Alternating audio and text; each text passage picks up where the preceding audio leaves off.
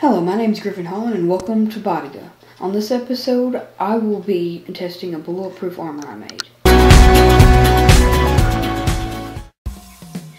My goal is to build something that will protect the major organs like the heart, the lungs, the liver, and the whatnot. So I'm building a bullet resistant compound, kind of like an armor. Now what I used is two 8x10 sheets of Lexan and one 8x10 sheet of acrylic.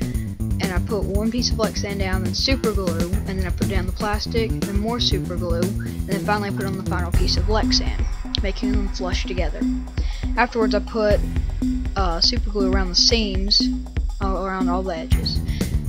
I didn't exactly put them on in like a line, but I did put in dabs, and once I pushed them together I put a lot of weight on them and let them sit overnight. This held them together. Now, I used a piece of Lexan, another piece of Lexan, and a piece of just acrylic plastic, and super glue them together. And I've already tested this with an airsoft gun, and since that seemed to work pretty well without even damaging the plastic knife of Lexan, I have high hopes for this. So I'm going to try and shoot with a slingshot, and then if that doesn't do any damage to it, then we're going to move on to a 22. So let's go test that. Okay, so it didn't do much damage to it. In fact, it broke the plastic sheet I had in the middle, but the Lexan is just fine.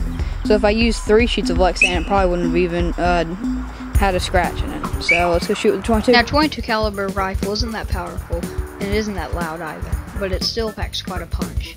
Even though the bullets are relatively small, they still have a lot of power behind them.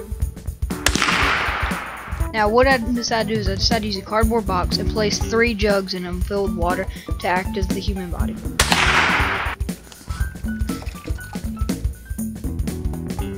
Now while I do dislike the fact that my bullet resistant armor plating didn't work as to plan, especially considering how it couldn't even hold up to a 22mm, I'm not that disappointed. This actually gives me great results, and I do have a feeling that I can just use probably around 5 or 6 Lexan sheets to build them stronger. I'll probably rebuild one in the future episodes and see if it holds up to it. And if it does, I'll keep moving up along the range to get more and more powerful ammunition. That was my initial goal with this project, but it didn't work out too well. But then again, all scientific projects and inventions don't always work out. So maybe there'll be a better look next time.